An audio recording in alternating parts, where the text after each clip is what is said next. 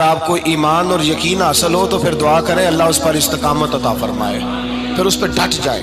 نبی پاک صلی اللہ علیہ وسلم نے فرمایا میں اس بات کا خوف نہیں کرتا کہ میری امت کمزور ہو جائے گی، اس بات کا ڈر نہیں کہ پیسے ختم ہو جائیں گے، نہ یہ خوف ہے کہ بھوکی مرے گی۔ حضور کس بات کا خوف ہے؟ تو نبی پاک نے فرمایا خوف یہ ہے کہ ان کا یقین کمزور ہو جائے گا۔ یاد رکھیں اگر اعتبار نہ ہو تو گھر نہیں چلتا، تو اگر اللہ رسول پر یقین کامل نہ ہو تو پھر بندہ مسجد نہیں آ سکتا، پھر اس کا دین نہیں چلتا، پھر اس کے لیے مشکل ہے نماز، پھر اس کے لیے مشکل ہے راہ خدا میں خرچ کرنا۔ میرے نبی پاک نے فرمایا یوں نہ کہا کر کہ یا اللہ چاہے تو دے چاہے تو نہ دے، جب مالک سے مانگ تو کہا کر یا اللہ تجھی سے مانگنا ہے، میں لے کے اٹھوں گا، تو مجھے دے گا۔ فرمایا جتنا تیرا یقین کامل ہوگا اتنا ہی اللہ تجھے جھولی بھر کے عطا فرمائے گا۔ کمزور سا مسلمان، لڑکھڑاتا سا مسلمان دیکھتا ہوں کرتا ہوں، اور یہ بھی نہ دیکھا کریں بھائی ایمان یقین کو استقامت کے درجے پہ لیں، یہ نہ دیکھا کریں کہ وہ کیسے دے گا، وہ کسی وسیلے کا محتاج نہیں ہے، وسیلے کو پسند کرتا ہے، پر وسیلے کا محتاج وہ بغیر وسیلے کے بھی دے دیتا ہے۔ ہر آدمی ماں باپ کے ذریعے پیدا ہوتا ہے، اگر پیدا کرنا چاہے تو جناب عیسیٰ کو بغیر باپ کے پیدا کر دیتا ہے، اگر پیدا کرنا چاہے تو حضرت آدم کو بغیر ماں اور باپ کے پیدا کر دیتا ہے۔ جب یقین رکھیں، یقین قرآن مجید پڑھیے،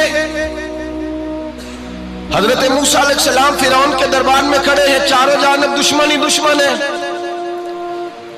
جادوگر آ گئے، انہوں نے سانپ چھوڑے، حضرت موسیٰ کے ہاتھ میں ڈنڈا تھا۔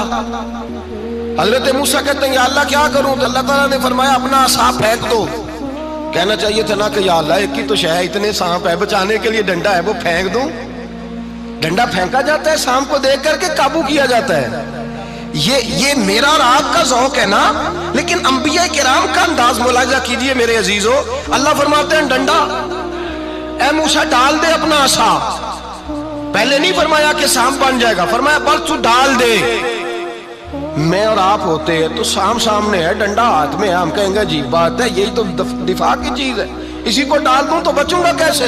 کہا ڈال دو، تو حضرت موسیٰ نے ڈال دیا، کہا میرے رب کا حکم ہے تو میرے لیے بہتر ہی ہوگا۔ اللہ فرماتے ہیں جب موسیٰ نے ڈالا تو میں نے اس ڈنڈے کو، اس عصا کو اژدہا بنا دیا۔ اب کبھی عصا بھی اژدہا بنے، کبھی چھڑی بھی بہت بڑا اژدہا بنی ہے، لیکن قرآن کہتا ہے جناب موسیٰ نے ڈالا تو اللہ نے اژدہا، بلکہ اس سے پیچھے چلیے، عورتیں کمزور یقین کی ہوتی ہیں نا۔ جناب موسیٰ پیدا ہوئے تو اللہ فرماتے ہیں میں نے موسیٰ کی ماں کے دل میں بات ڈالی، ماں کے دل میں، صندوق میں ڈال کے تو اس کو دریا میں بہا دے۔ اور بھائی صندوق میں کہہ سکتے ہیں نا آکسیجن کیسے جائے گی، اور دریا میں بچے بچنے کے لیے ڈالے جاتے ہیں کہ ڈوبنے کے لیے ڈالے جاتے ہیں؟ ماں کے دل میں یقین کمزور نہیں تھا ماں کا۔ انبیاء کے ماں باپ موحد ہوتے ہیں، دین کو ماننے والے، ماں کے دل میں اللہ نے بات، اللہ قرآن میں کہتے میں نے وحی کی، میں نے القاء کیا، میں نے بات ڈالی۔ حضرت موسیٰ کی ماں کہتی ہے میں نے ڈال کے نا سمندر میں بیٹا، میں نے سمندر میں بیٹا ڈال کے صندوق میں بند کر کے رب کے حوالے کیا۔ آپ فرماتے ہیں میرے مالک کا بھروسہ کیا تو پھر میرے مالک کا کام دیکھو، کمال دیکھو، میں نے دریا میں ڈالا، اللہ نے فرعون کے گھر میں میرے بیٹے کی پرورش کرا دی۔ یہ یقین کہ حضرت موسیٰ کے پاس قوم آئی، قرآن پڑھیے، کہا جناب پانی چاہیے، وَإِذِ اسْتَسْقَىٰ مُوسَىٰ لِقَوْمِهِ، موسیٰ نے اپنی قوم کے لیے پانی مانگا، ہم نے کہا فَانْفَجَرَتْ مِنْهُ اثْنَتَا عَشَرَةَ عَيْنًا، اپنا ڈنڈا پتھر پہ مارو۔ عقل والا آدمی ہوتا تو اڑ جاتا، کہتا یا اللہ پتھروں سے بھی کبھی پانی نکلا ہے؟ اضرب بعصاک الحجر، مارو پتھر پہ ڈنڈا۔ اللہ کے نبی نے منٹ نہیں لگایا، ٹھا کر کے ڈنڈا لگایا، فانفجرت منہ اثنتا عشرۃ عینا۔ اللہ فرماتے ہیں جناب موسیٰ نے ایک عصا مارا، میں نے 12 چشمے جاری کر دیے۔ تو لے تو اللہ کرتا ہے، اللہ کہتا ہے پڑھ نماز روزی دوں گا، کہتا ہے سوچتا ہوں۔ اللہ فرماتا ہے آجا مسجد میں تیرا ہو جاؤں گا، کہتا ہے دیکھتا ہوں۔ رب فرماتا ہے تو میرے محبوب کی غلامی کر، میں تجھے محبوب بنا لوں گا۔ تو کہتا ہے تھوڑا بڑا ہو کے داڑھی رکھنی ہے، ابھی سیانا ہو کے، میں ذرا سرٹیفکیٹ لے لوں اسرائیل سے کہ کتنے سالوں کے بعد آئیں گے، پھر شروع کروں گا۔ پروگرام بنا رہا ہے، ابھی تو ارادے میں ہے۔ اللہ کے پیغمبر کا ڈنڈا، اور اس سے زیادہ آگے بات ہو گئی، پیچھے فوج لگی ہوئی ہے فرعون کی، مجمع ہے، ہزاروں لاکھوں کا لشکر لے کے، تلواریں نیزے، فرعون پیچھے، آگے دریا آ گیا۔ حضرت موسیٰ علیہ السلام کھڑے ہیں، اب کدھر جائیں؟ اللہ پاک نے فرمایا مارو ڈنڈا۔ کہاں؟ پانی پہ ڈنڈا مارو۔ اب حضرت موسیٰ علیہ السلام پانی پہ ڈنڈا مارے تو پانی ابھرے گا، اس سے زیادہ کیا ہوگا؟ پہلے پتھر پہ ڈنڈا مروایا تو پانی نکلا، اب پانی پہ ڈنڈا مروایا فَإِذْ فَرَقْنَا بِكُمُ الْبَحْرَ فَأَنْجَيْنَاكُمْ وَأَغْرَقْنَا آلَ فِرْعَوْنَ۔ اللہ فرماتے ہیں موسیٰ نے پانی پہ ڈنڈا مارا تو میں نے پانی میں رستے بنا دیے۔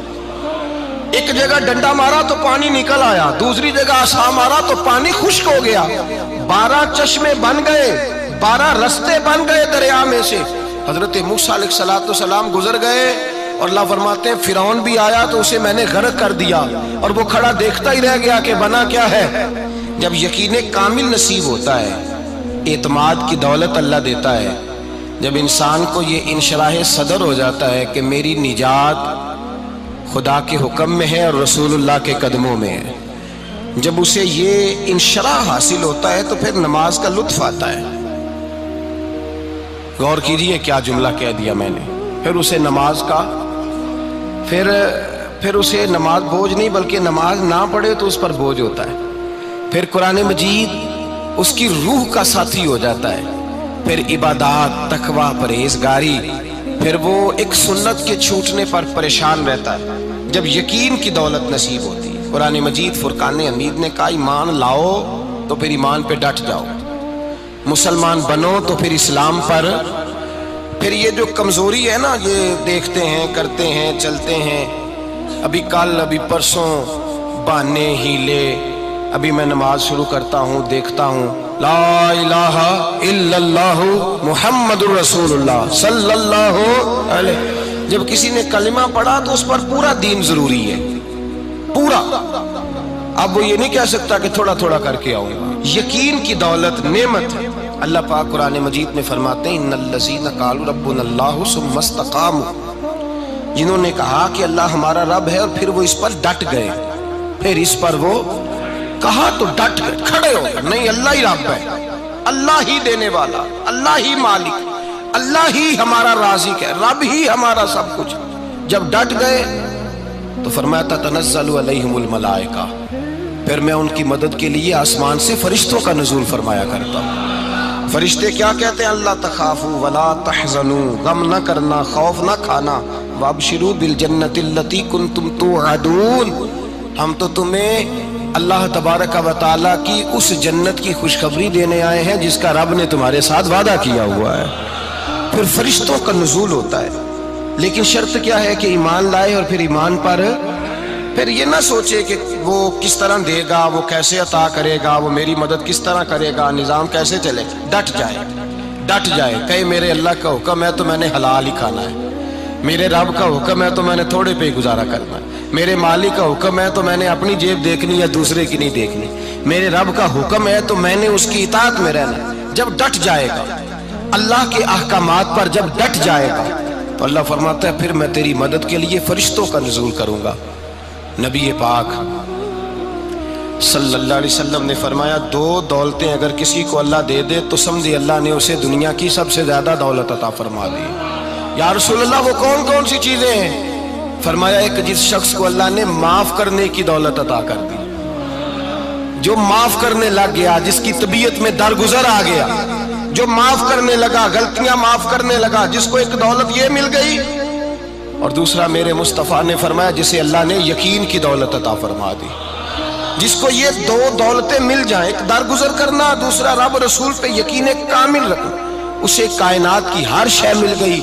میرے نبی پاک نے فرمایا جب بھی دعا مانگو خدا سے یہ 2 نعمتیں مانگا کرو، عرض کیا کرو اے اللہ درگزر کی دولت عطا فرما، اے اللہ تو ہمیں یقین کی دولت عطا فرما، ایمان کی قوت اور پختگی نصیب فرما۔ میرے بھائی حضور نے فرمایا مانگ کے لو۔ کمزور ایمان والا شخص کسی کام کا نہیں ہوتا۔